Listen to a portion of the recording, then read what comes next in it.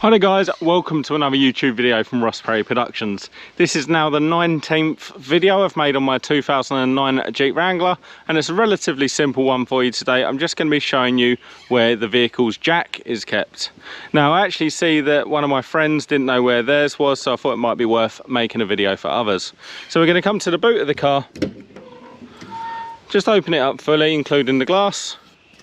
You actually see there's a compartment here. To open that up, you're just going to twist this hook and then open it up. You've got a little bit of storage in there, which as you can see I've got a bit of crap just stored down there, but then down here is actually where our jack is stored.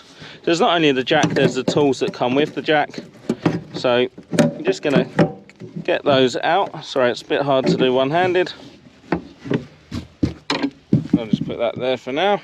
And then what you'll see is the jack is actually wedged against the body here. So we're just going to give that a couple of turns, and then that'll allow you to take the jack fully out. So just to show you the jack now, so we've got the jack there, and then it has a hole in here, and for that hole inside this toolkit here, we've got a few components. So this is your wheel brace to allow you to undo your wheel nuts, but it also doubles as a lever.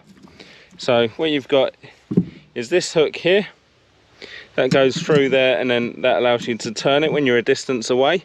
But you've actually got an extension bar as well, which is a bit hard to get this out one-handed. 1 second.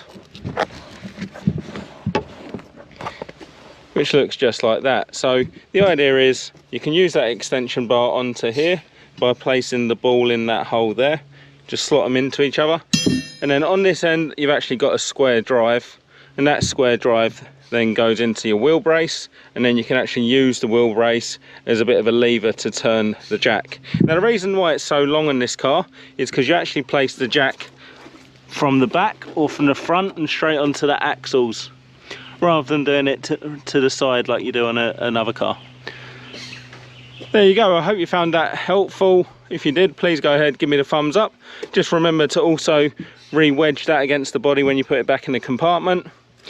Please give me some comments and subscribe to my channel.